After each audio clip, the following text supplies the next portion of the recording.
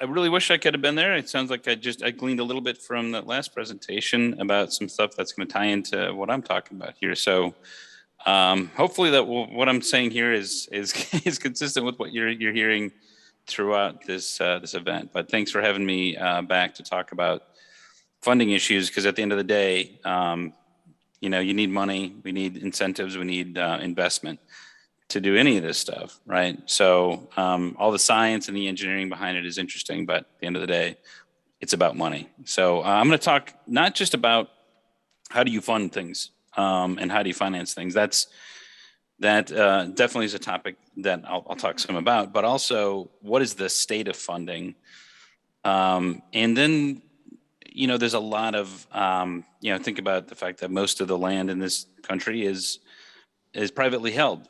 And if we want to create investments in on privately held property, whether that's commercial, residential, or whatever, you can't just do that the same way that we can on publicly owned. So there needs to be some type of motivation or incentive. So that's part of that portion of this talk.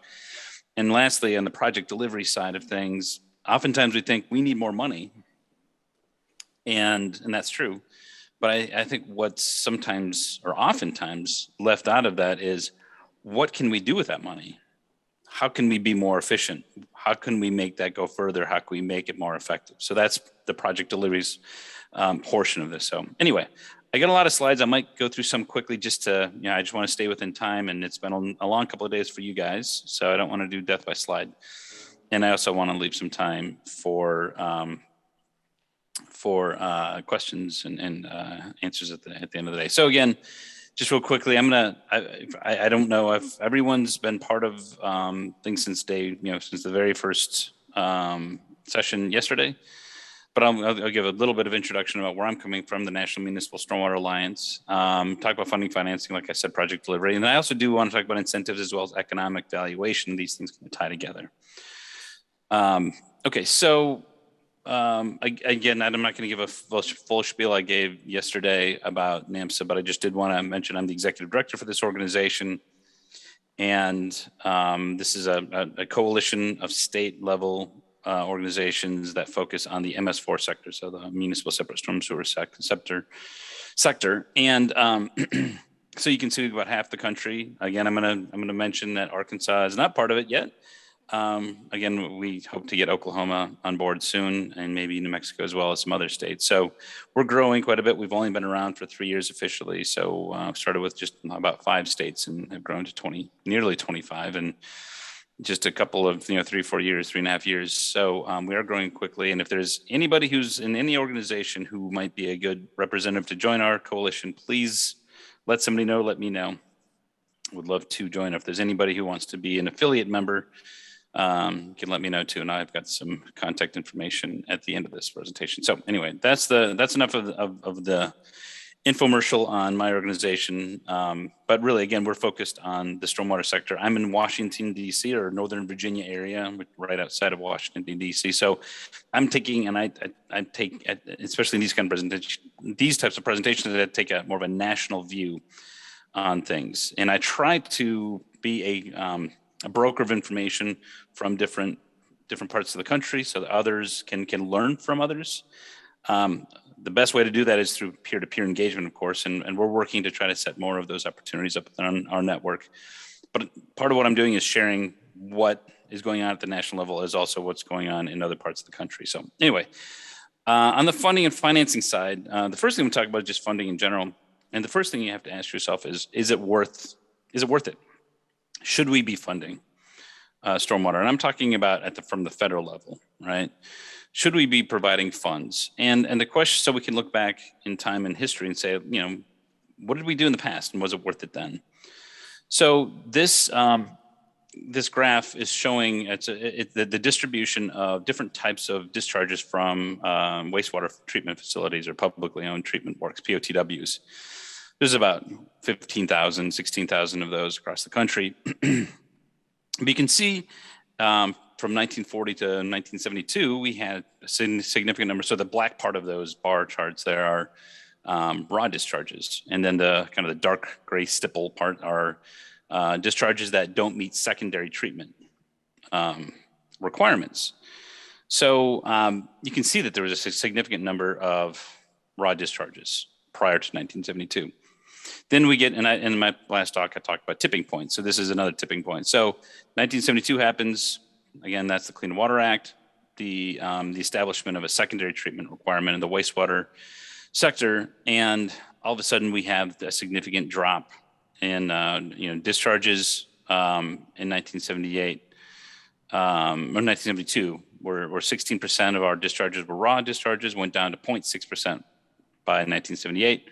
We went from 3% tertiary or advanced treatment to 19%, so 6 times that amount. So what happened? And of course, what happened was the Clean Water Act was passed, but we also had the construction grants program, which provided a major amount of money, and I'll talk about on the next slide. But the question is, what happened? Funding, regulations, a national standard, and can this happen for stormwater? And my assertion is yes, it can happen, and it should happen. So again, the Clean Water Act passed. We had the construction grants program. Half of the total public capital came from the federal government during this time. So this is a huge investment in the wastewater industry. And again, this was in a response to what was going on Cuyahoga River and other places. And so the idea was, and you can see those charts down here show just the significant number or the level of billions of dollars that were put into the wastewater sector to build new construction, fund the new construction of or the expansion of wastewater treatment facilities to meet secondary treatment requirements. And then that phased into the state revolving fund program. But the point is that we invested and we saw a big return. Things have gotten much better.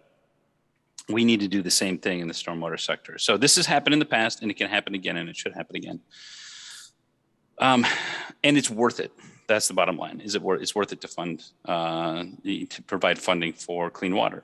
It pays off, and I could cite dozens of studies, economic studies that illustrate the fact that if you look at a cost-benefit analysis, the Clean Water Act has been great. And so these investments work.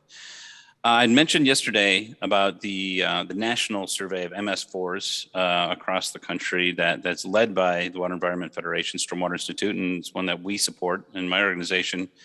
And one of the takeaways was that we identified a budget. So about between 18 and $24 billion are spent annually for stormwater programs across the country.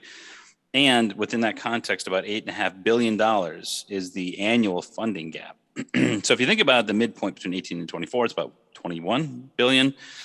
And if 8.5 billion is the shortfall, that's a significant shortfall compared to the budgets that we have. I mean, it's like a 40%, reduction in what compared to what we need. So clearly we need more funds. This is the thing that comes up on every survey that you see, and it's not surprising. So what has happened in other areas? I talked about the construction grants program that turned into the state revolving fund program. That's usually not even included in these discussions in the stormwater sector. But I think it needs to be, because stormwater and green infrastructure is eligible. A lot of communities don't even think it is, and there's a good reason for that. We did some analysis. My organization did some analysis based upon publicly available data from EPA that only 1.8% of all funding through SRF has gone to stormwater. That's half of what's even gone to non-point, which isn't even regulated, right? So why is that? Because this was set up for the wastewater sector. It's the status quo. There's not even enough water, there's not even funding to address wastewater. So there's oversubscription for wastewater. We haven't updated the allocation formula too. So some states who've grown a lot over the last 20 years, since the last time they really updated the allocation formula about how the states get the money, those states are really in tough shape. So they don't even have extra money to provide to stormwater. So they have to provide to those that really need it, they feel. We also don't have a whole lot of repayment. We'll talk about that in the next section, but I won't get into that. And like I said, there's a lot of lack of awareness that this isn't even an option. But this is the point, is that billions and billions of dollars go through this program. It's very successful in the wastewater sector, not so much in stormwater. But I'll show you some examples where that has happened, and I think it could happen in the future. Some folks might say, yeah, but there's the Green Project Reserve. This is something that was a change made in 2008, 2009, as a response to the economic crisis back then. And just the Obama administration wanted to drive more focused investment on green investments. So they required that all SRF assistants, or 20% of all, I should say, go to these different areas: energy efficiency, water efficiency, and environmentally innovative projects, which is not even really well defined, and then green infrastructure. And I'll just say this: if you boil down all this information, we've done the analysis on this. Only 6% of all of that has actually gone to green infrastructure. There's a lot of mischaracterization of the projects. They'll say, hey, we're going to get funding for green infrastructure. State revolving fund might say, yep, that's right. And but they find out, if you actually look at it more closely, it's really not green infrastructure. So the takeaway here is that, this program, and they've reduced that 20% down to 10%. They're talking about raising it up to 15%. With the infrastructure bill. I don't think that's going to end up happening. But the point is that people might say, oh, this is great. This is going to drive funding for green infrastructure and stormwater. It really hasn't happened. It's been almost entirely for energy efficiency and water efficiency, which is fine, but it's just not helping stormwater. Just want to highlight that. I talked about this a little bit yesterday. I don't want to go into great detail, but the point is that the infrastructure bill that's out there right now provides a lot of opportunity for funding from the federal government. This could be a game changer, really, once in a generation investment. So it's something for folks and communities to be aware of. Once this passes, one way or the other, it's going to have some, there's grants in there for resiliency. There's alternative source water program, a pilot program that's going to include stormwater capture and use. Of course, in the I heard the discussion about Western water laws. That's going to be a little bit different in that context. But, it's still going to be available. There's going to be planning and implementation grants. And then I talked about the OSG, the Overflow and Stormwater Grants program. The funding for that's at $67 million. They're talking about going up to $280 million annually for 5 years. So if you add that all up, it's almost, it's $2.73, $2.75 billion over the next 5 years in stormwater. That's a big jump compared to where we are today. So there is help coming along the way from the federal government. EPA put together a funding task force to ask the question, do we have enough funding going towards stormwater from the federal government? The answer, of course, was no. And then they said, what do we have to do? What are the recommendations? And there's a lot of recommendations here. It's a longer discussion that if someone has some interest, we can get into. But one of the ideas was to develop a new construction grants program specifically for stormwater, which is what I said before. Hey, we had a construction grants program for wastewater. We had a great response. We had clean water. We had it's a good investment that paid off. We could do that here again in this generation. We need to. My organization is promoting this as an option, a grants program that evolves into a revolving fund program for stormwater because the current one doesn't really work like I've already identified. So anyway, that's just one example. They're talking about taking 319 funds and removing the restriction on MS4 compliance. There's going to be a lot of, this could be controversial because there's a lot of organizations that rely on 319 funds. So the point is, be on the lookout for things changing. These recommendations have been sent to from EPA to Congress, and Congress is trying to figure out what to do with this in the coming years. I did talk about the overflow and grants program. I won't go into greater detail about this other than to say there's funding on the way. Again, I already talked about a lot of this. ARPA, which is the American Rescue Plan Act, that's funding that's gone to localities. I mentioned Paducah, Kentucky as an example, and that they show that you can use this funding for stormwater. And there's a portal there. I think it's still accessible. But the point is that if there's a lot of questions we've got involved to say, hey, is stormwater one of those things that we can use ARPA money for? And the answer is yes. So more to be said about all of this. I won't go into greater detail. Okay, so the next phase I want to talk about is funding, financing options, and innovations. This is based upon a paper or an article that was written by myself and my co-author, Dominique Lukanoff. She was with the EPA at this time. She's now with the Hugo New Corporation, which is a major recycling metalworks company in the New Jersey area. This was published in Bloomberg BNA, the daily environment report, and it's all focusing on financing for stormwater infrastructure. So basically, I'm going to go through different options, just something to think about how do you do funding, how do you do financing. So public financing options are very clear. It's general funds. That's what most stormwater programs, that's how they're funded. They're funded in a pay-go type of context. How much money do we have from tax revenue this year that's going to go into the coffers that we can use to build something this year? It's very limiting because you can't plan. And that's one of the challenges in our sector when it comes to funding and financing. We don't have significant levels, and it's hard for us to look out in the future and make major investments and amortize and do true financing. We just do pay-go funding using general funds. That's the dominant funding. And that gets us trapped into what I think of as we're kind of muddling along. We get a little bit of money this year, we're going to do something with it next year. And same thing with grants. We get some grant money from all these different sources, whether it's state, local, federal. And again, that's helpful. Also comes at a cost administratively. It's something that you have to go after. This foundation or philanthropy money as well. All of these things are helpful, but again, they're not something you can plan on long term. I will say just real quickly that there's a lot of federal funding that's going to be coming out. I mentioned that in the infrastructure bill. A lot of it's going to be in the form of grants. And the interesting thing about stormwater is it's not just water. There's funding that's going to be available from HUD, from USDA, from FEMA, from NOAA, I believe.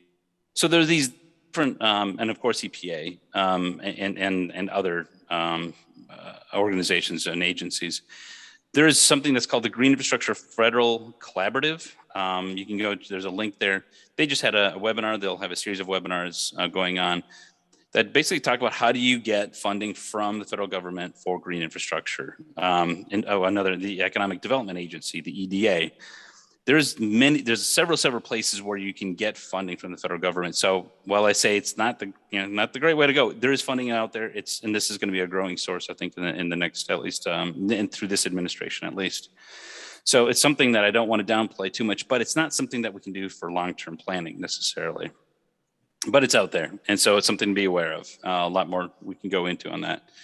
And then, of course, we've got in-lieu fees, permit, and inspection fees. These are all part of many stormwater programs that's out there already, and how we generate local revenues or local fees. But speaking of local revenues, stormwater utilities are really, that's the best way. This is how water works. This is how wastewater works. This is how other types of infrastructure works primarily, which is you have users that pay for a service or a specific utility-driven support. So, and if you think about it, we talked about all this federal funding and there's state funding through grants and this and that, but really over 95% of all funding for public infrastructure, regardless, comes from the local level. So this, through these type of dedicated revenue programs. However, in our sector, there's only about 1,800 of the 7,500 total MS4s that are out there that have any kind of dedicated revenue source, usually a fee-based approach, such as a stormwater utility. And you can see there's a map there that shows the distribution of these. There's a lot in the upper Midwest, the Minnesota, Wisconsin, Iowa area. There's a lot in Ohio and Indiana, all along the East Coast. And Florida, they've got a bunch. And on the West Coast, California doesn't have that many because they've got their own state challenges there for referenda. And Arkansas has two, Bryant and Hot Springs. And this is taken from Western Kentucky University, does an annual survey of stormwater utilities across the country. So they've been a great resource. I meant to put that in there and I forgot to put that site in there, but that citation. But in the upper right-hand corner, what I want you to see there is we've got two graphs here. One is black dots and lines, and that represents the number of stormwater utilities that are formed each year from 1970 to 2020. And then you have a gray line and dots that shows the cumulative number of these. So these are related. What the interesting thing here is in 1990, that was the promulgation of the first rule, the MS4 phase 1 rule. So the point is that's when we first started having to have stormwater programs for major cities, right? The 600 plus major cities. When that happened, we saw a huge increase in the number of stormwater utilities that were formed. And then it dropped off. And then in 2000, we had the phase 2 rule. So that's the 6,500. So that's an order of magnitude more communities that had to get a stormwater program. And then, of course, we saw a spike after that for the years after that, from 2000 to about 2007 or so. And then it's dropped off, and it's been dropping off, not in a straight line, but fairly consistently down to a low level. So we have very few that are being formed at this point. That's not going to get us there. So the message here is that we need local funding. We need local revenue.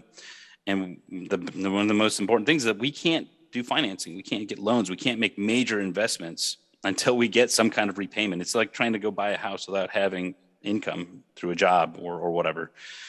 So we can't go buy our house until we get our job. And we can't get our job until, we get a stormwater utility set up. Another challenge is that even when we get stormwater utility set up, they're often not set at a rate that really is what we need it to be adequate. Again, we've got this, our funding gap analysis that shows that. You can see that this is information that shows different types of monthly utilities costs. This is from the Minneapolis-St. Paul area in 2015. Cable TVs, the highest, not surprisingly, go down to natural gas, and the very end is stormwater, which is about $7 per month. And that's even higher than the national average, which is about $5.20 a month. So this is per month, per household. And I know that this varies when it comes to commercial and non-residential areas, but the point is, this is a way to show or to express the level of finance or a level of funding and through fees and rates. So even when we have a revenue fund set up, or a revenue or a fee-based revenue source set up, it's oftentimes the cheapest thing, the lowest funded. So, and it's rarely increased, as opposed to other types of utilities that have commissions and they increase over time, and they're tied to other types of indices. We don't do that in stormwater. We need to start doing that. So I can't stress this enough. And I would just, another takeaway here is that it would be great to start setting up more of these stormwater utilities. Arkansas only has 2, but I know that there's many more that could be set up, and we could drive more funding this way, and investment overall in stormwater. So I'm going to keep going. We've already talked about some of this. State revolving funds is the lowest cost financing available. We're talking about average interest rates of 1% to 3%, very low interest rates, very cheap money. And it's not used in stormwater as much as it could be, and it should be. I wish that would change, and we're trying to find ways to change that. And I'm going to show you some examples towards the end here, or in the next section, I should say. Municipal bonds are out there. It's something that we could use, but oftentimes stormwater is so far down in the list of priorities that we just don't get on the radar. There's only so much that can be funded in any given year or even period of time for any community. Even if they've got a high rating, they may not have the capacity. So you've got, obviously, police and hospitals, or, education, or whatever else you want to fund through municipal bonds.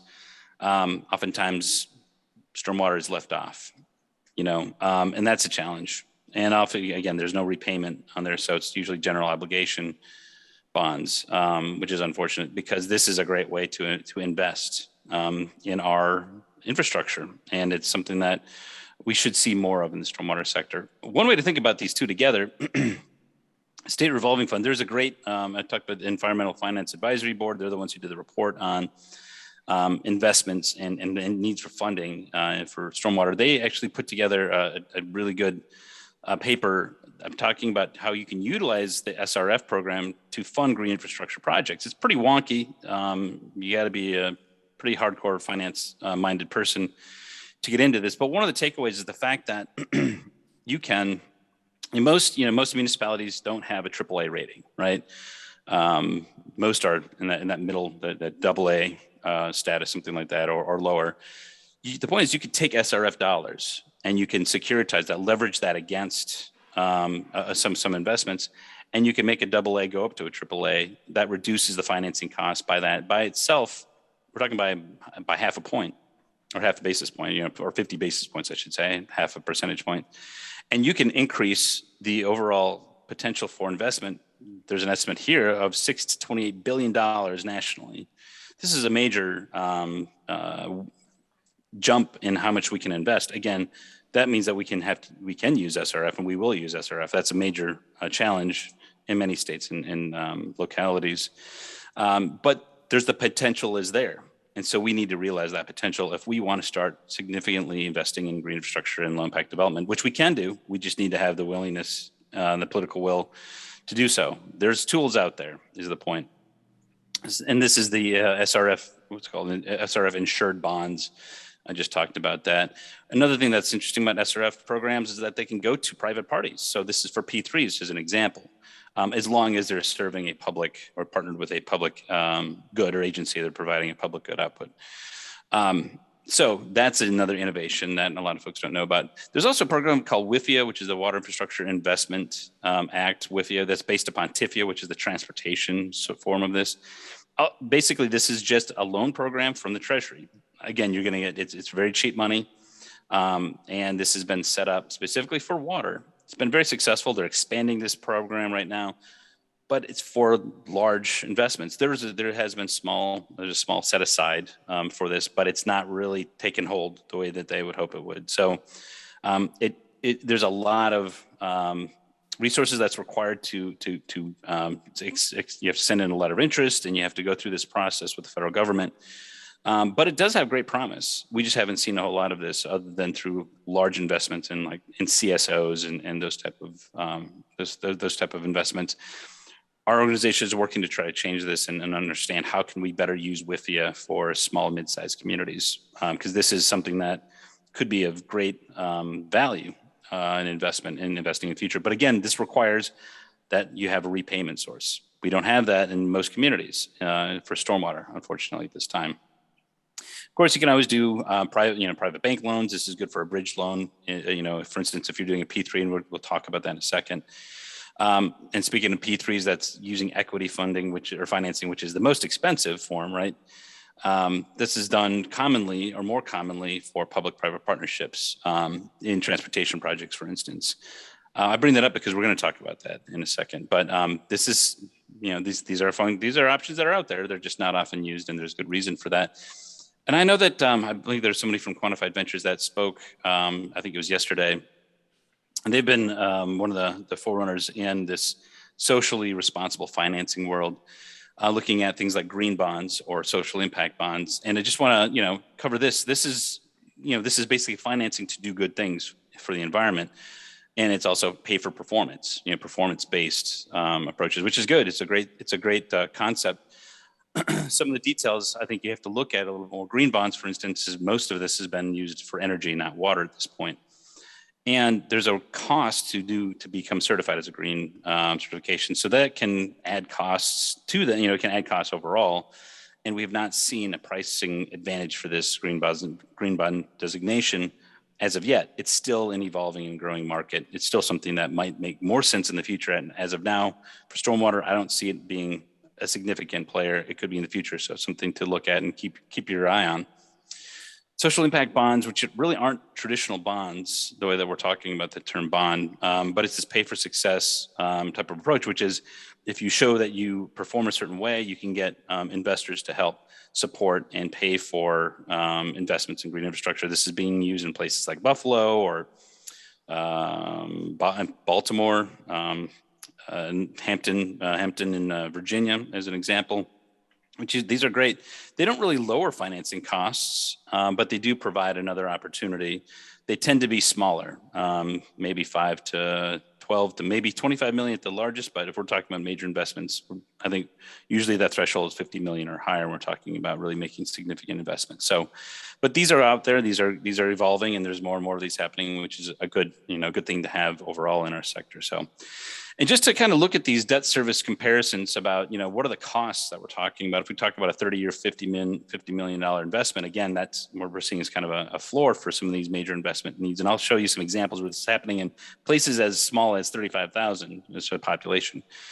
You can see that the debt service for SRF dollars or SRF loan might be 72 million, whereas private equity is, several times that.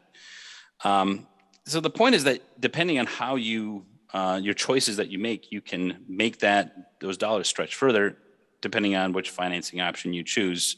Again, this assumes that you have the ability to finance. And this just provides some specifics, numbers here. This is comparing SRF loans with municipal bonds. Again, that's $10 million just in that one 100 basis points or 1% of interest differential. So the point is that you can take these different values here, put them into this context, and you can see that it makes a pretty big difference when you go through from 3.5% down to 2.5%. The point is, I wish we could get SRF dollars or SRF assistance, and we're working towards doing that because that could really increase overall our ability to drive financing. Okay, so now I'm gonna go from funding financing topic over to, again, this project delivery discussion point. And this is really trying to drive the point of what can we do with the dollars that we have, or if we get more dollars, how much more can we do? Efficiency in terms of efficiency of taking dollars, putting them in the ground. And I think before I even go there, there's one thing I didn't mention before, and I do want to mention now, is that a major shortcoming of the federal dollars that we get is it's all for capital. Municipal bonds are usually the same way, I believe, too. SRF dollars definitely are, since it's federal. The challenge there is that we've got so much need for maintenance. And the idea is, again, if the federal government's going to give you money, you can go build things, but it's up to you, the locality, the community, to take care of it. You own it, so therefore you need to take care of it at that point. Again, with a sector like ours, which has so few stormwater utilities or dedicated revenue sources at the local level, we just don't have the funding to be able to maintain as we need to. Yesterday, in my keynote talk, I talked about the fact that the number one topic of challenge that's been identified by stormwater programs across the country is aging infrastructure. So you have an aging infrastructure, and we don't have the ability to really drive maintenance the way we need to, and we're going to build more and more new stuff. That could be a problem. Just throwing that out there as another motivator why we need to start getting on the horse when it comes to that. So anyway, that comes into play here. I'll talk about that as well. So I'm not going to go into great detail. We've already talked about this. We know stormwater is a challenge. We've got flooding, and we've got all this stuff. You guys are already talking about that. I talked about how there's limited funding and financing in the sector. It's even harder for small and mid-sized communities, I believe. And we've got other dynamics such as local workforce issues. We want to support small minority-owned businesses and environmental justice and equity issues now out there. These are all challenges in communities. So, and then I talked about this yesterday too, so I'm not going to spend a lot of time on this, but we've got a lot of land that's out there that's not currently managed. A lot of runoff comes off of areas that were developed before we had any type of stormwater management regulations, stormwater management at all. So, and again, it's about the size of Ohio if you kind of take all that impervious cover down there.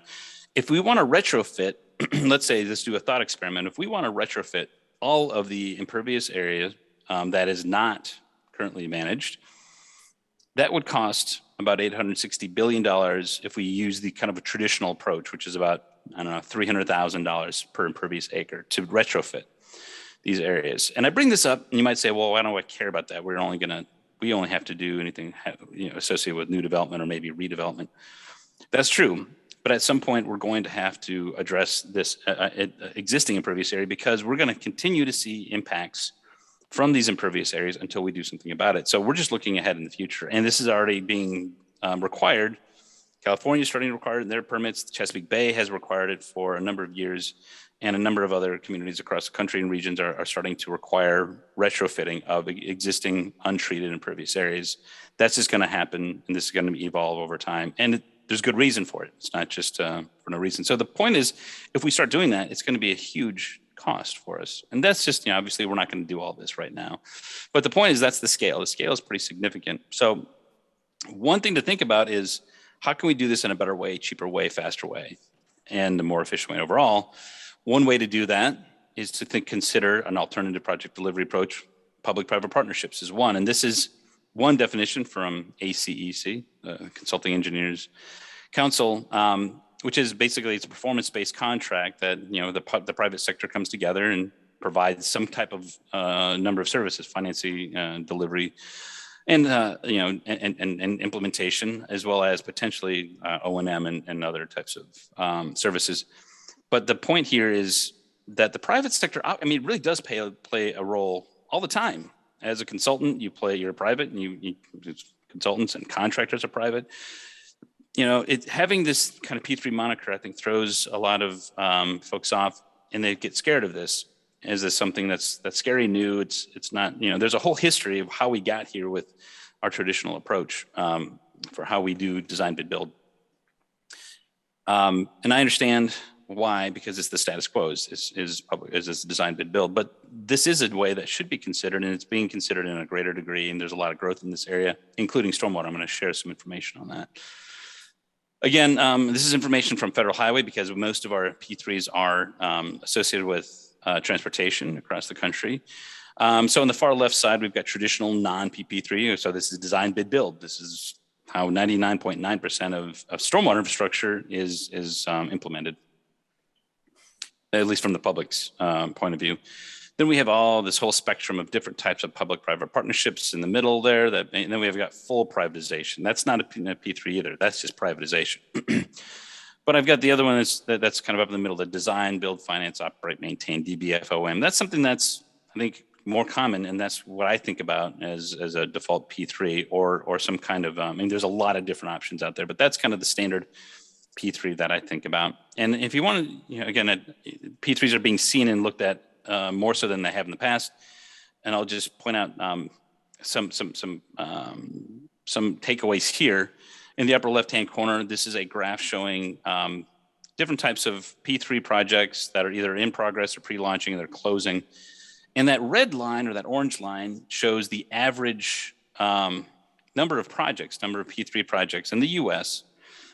from between 2006 and 2014. And you can see in 2015, 16, and 17 how many more projects there are planned and already going. So there's a huge jump that started to occur at that time. You can look at that same metric on the lower left-hand corner. You can see the number of projects between 2006 and 2014, and then 2015 to 2017, a huge increase. I should note that they have this broken down by sector: transportation, social infrastructure, and whatnot. They actually have that one that I've got circled there is drinking water and stormwater. They actually include stormwater as one of those sectors. That's part of this. That's not an insignificant thing. That just shows you that this is being looked at by the industry. These are industry studies. In the middle graph, you can see that in the Americas, these are different types of the sectors offering the most potential for P3s in the future. Water had even actually more than energy in terms of potential. This is from 2012, so it's a little bit dated, but it still shows that water is a significant player in the P3 sector. In the upper right-hand corner, these are all the states that include Arkansas that have some type of P3 enabling legislation. So you can do this in these states. You can do this beyond these states, but it's just a lot more straightforward. And then on the bottom right-hand side, you could see, again, that type of increase in overall investment in P3s that we're seeing over time. So it's a thing that's starting to happen in a bigger way. So I want to go back to the design, bid, build approach. This is, again, the way that we do this. This is the municipality says we want to do this work. They bid out work to a consultant to do design work. That's bidded out to contractors. They do this. And then there may or may not be maintenance. Oftentimes there is not maintenance. This is really good for being very fair and being, anti-corrupt and all those things which we need to have and we should have. But it's not really well designed for efficiency. Every time we have this bidding process, that creates more costs of doing business. These frictional costs add up over time. And if you just take those away, you could reduce costs overall by 10 to 20%, perhaps. And also there's a disconnection between the designers and the builders. So if I'm a consultant and I've done design work, and probably several of you in the audience have done this as well, if I do a design and it goes out to a contractor and the contractor looks at it and they start building it, well, maybe there's some when you take that design, put it in reality, you might run into things, or you say, oh, we can't build this the way it's been designed. Well, I've already been paid. I'm fine. There's nothing's going to come back to me really, except reputationally, I guess. But there's not that connection between, I'm not really hurt the way I should be, because at the end of the day, whatever I design should be built, and it should be built as I've designed, or I should be impacted by it. So the point is that this is not good for buildability, I guess, or constructability. So you can say, here's the traditional P3 approach. This is, again, where we've talked about this. The municipality says, I'm going to hire some private entity who's going to take care of all this for me. And you got these advantages. You can reduce, you can shift the risk for project delivery onto a private entity. You can reduce your project costs if it's done efficiently. You can finance this in a way that's off your balance sheet. So there are good things that come from this, but there's a lot of disadvantages too. You lose some control. You may not care about how does this benefit your community, and there might be a reliance on private sector financing, which can drive the costs overall up. And I'm sure everyone's heard about P3 projects that don't work out. There's a lot of projects that aren't P3 projects that don't work out too, but we just hear more about the ones that are P3s that don't, because they're different. So I want to introduce this community P3, community-based public-private partnership approach. This is an approach that's it's not a P3, it's not a traditional P3, but it's one that is a performance partnership. And it's really focuses on triple bottom line. So it's not just about trying to drive down costs and implementation rates up, but it's also to drive local values, local benefits for social and economic values and overall valuation. It's not traditional P3, it's not privatization, it's not one size fits all. So how this differs is that a community-based P3, and I'll show you where this has been actually done, and then I'll be wrapping up shortly. A municipality partners with a private entity. So they're not just giving them the keys, go do this work for us. And that can be more of a mitigation approach, which can work out, and that is being done to some degree in the stormwater sector. But the municipality and the private entity come together and they form a new CBP3 entity. And together they say, where do we want to go and design and build this stuff we also want to operate and maintain. We need to have, it's performance-based. So you get all the traditional P3 advantages. There's efficiencies gained there because you've got integrated services. You don't have that frictional bidding costs, for instance. But you also have the way that this has been envisioned, and this comes out of EPA, by the way. This is something that was developed by EPA, and they've supported this. There's actually an EPA website about this.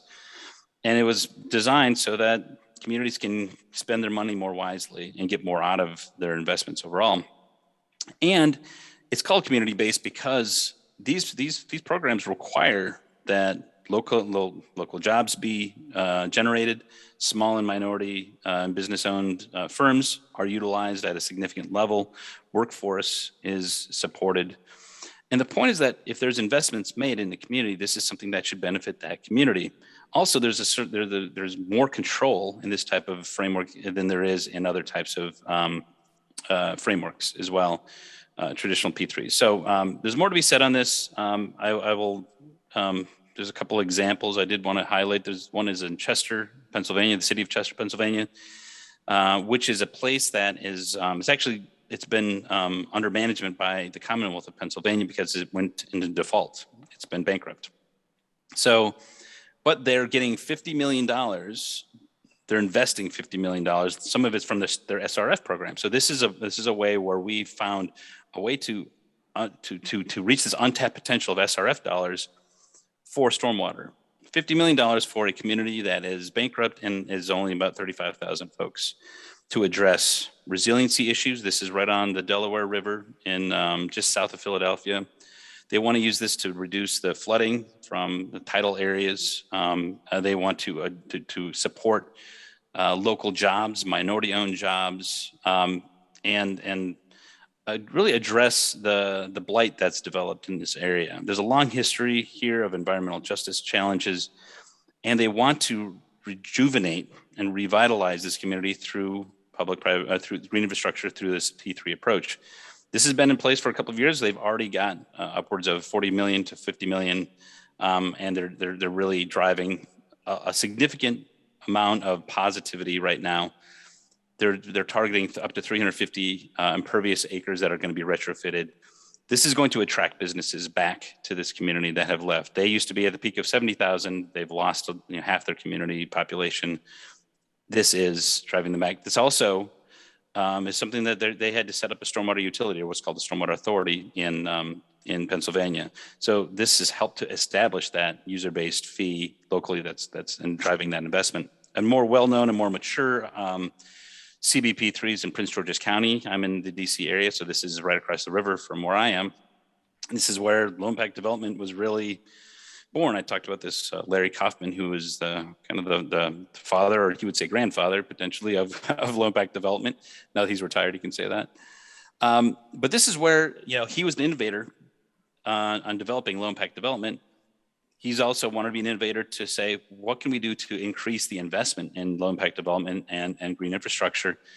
So this is how he basically he worked with EPA to develop this program. This was first established in 2014. So they've been going through a couple phases. They've already retrofitted over 2,000 impervious acres, and they've done so at a cost that's at least half, if not even more so of a reduction compared to the conventional way of addressing green infrastructure, urban retrofits. They've met and exceeded local jobs, local residents being part of their jobs and workforce program. They do mentoring of local businesses, minority-owned businesses. It's been a success on every front. And there's information available. I'd be happy to share with anyone who has an interest in this. This is continuing on. They've got 15,000 acres of retrofits they need to address to meet Chesapeake Bay TMDL requirements. This is one way that's going to get there. I heard about someone mentioned the Walmart and Opti project. Sounds like somebody already talked about this. That is a kind of a form of a CBP3. It's a little bit different, but this is something that EPA was involved with.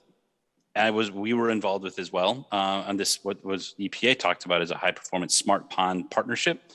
It's envisioned as being a form of this CBP3 approach with the idea that you're going to reduce costs for Maryland to meet their regulatory obligations for the DOT, but also support those communities that are in and near where the Walmarts are, and that hopefully that they can invest more in green infrastructure around these ponds with those those savings, the investments that they're going to receive.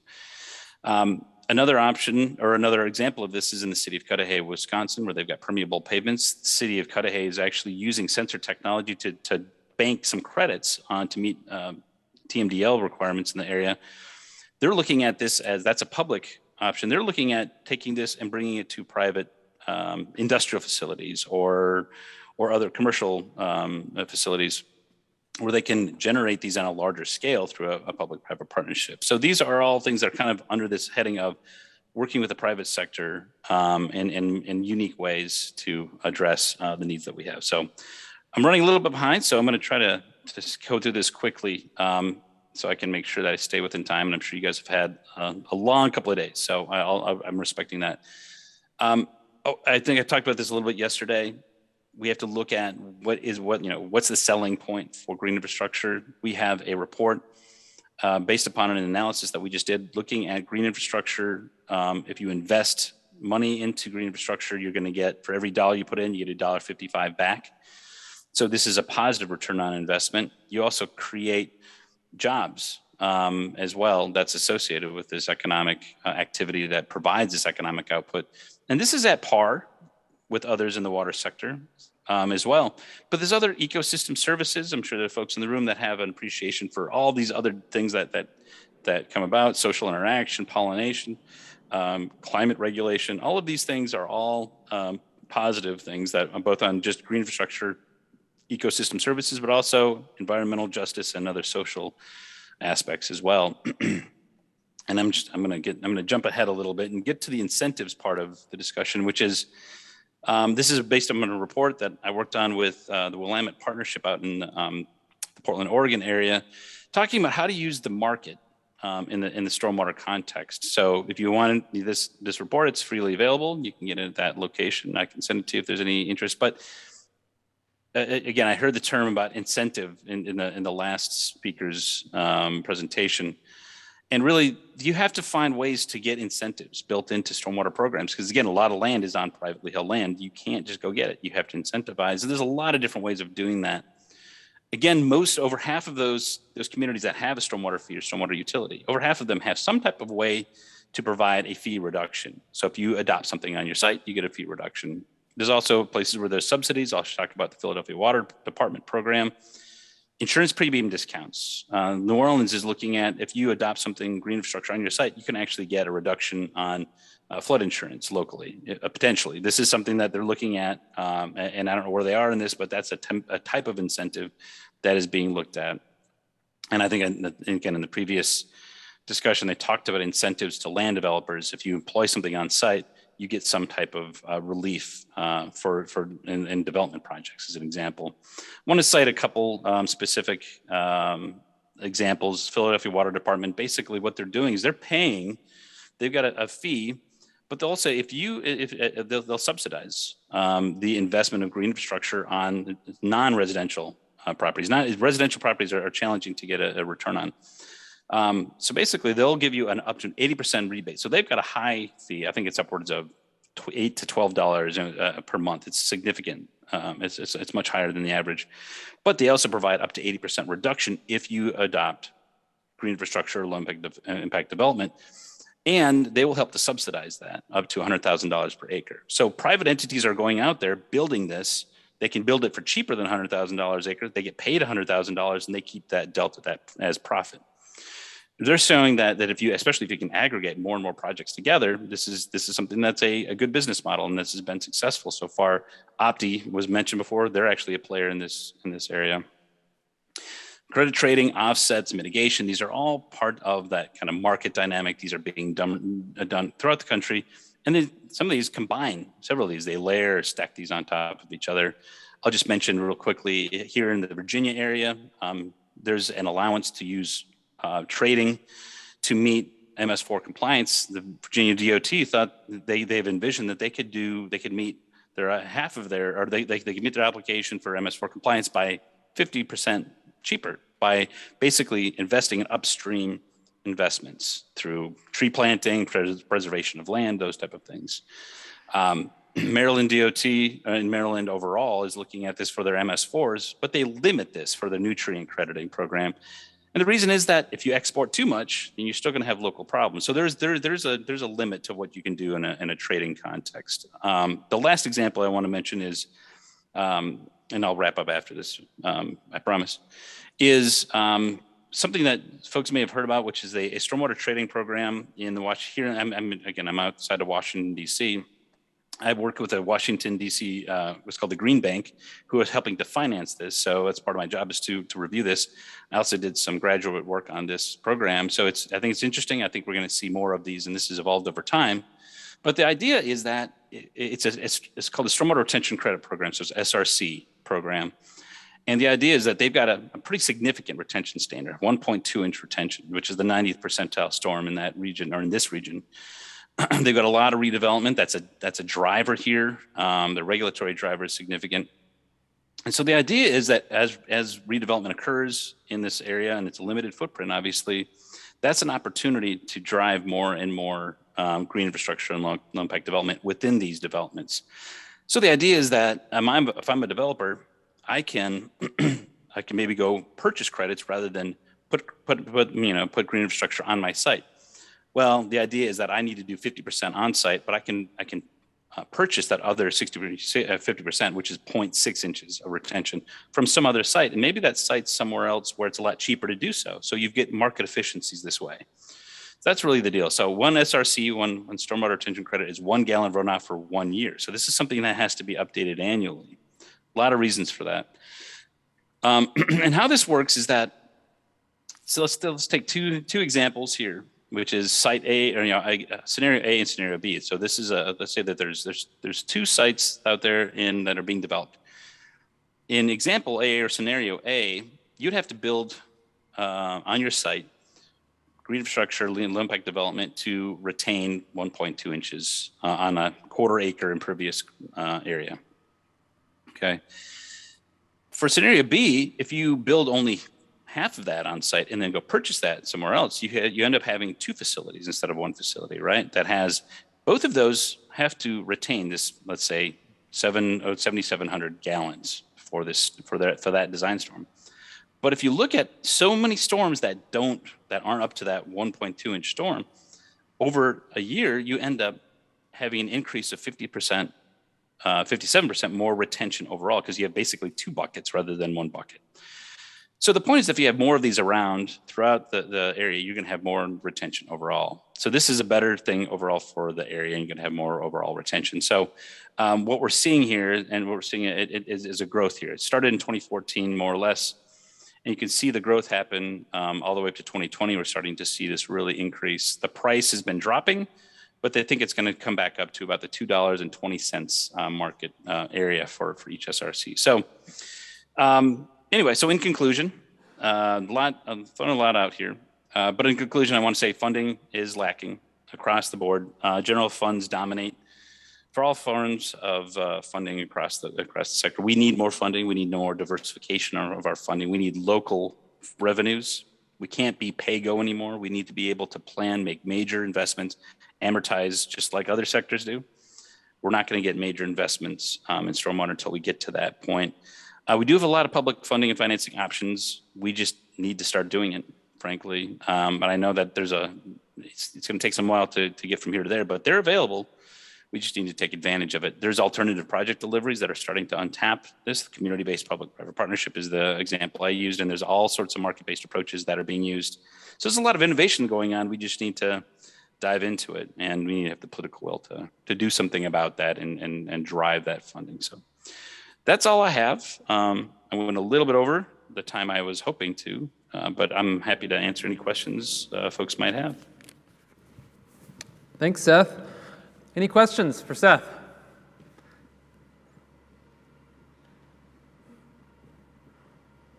It's getting quiet around here. They're trickling out this afternoon, Seth. So it's a pretty small group at this point. Maybe just one note. I know there are in the region some efforts or initiatives to form a stormwater utility. Specifically, the city of Cave Springs here is exploring it. I imagine there may be others as well. I think I'm excited about it. It'll be interesting to see where it goes and how it develops. But I just wanted to mention that to the group. That's great. And I'll just say that if there's anybody who's got, if they're looking for resources, there's all sorts of resources out there.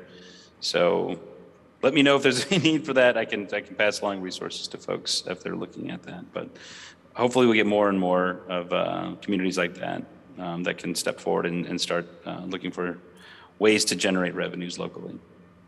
Thank you. Great. All right, Seth, I think we appreciate your time and joining us again virtually today. And thanks so much for presenting this on financing. Thank you.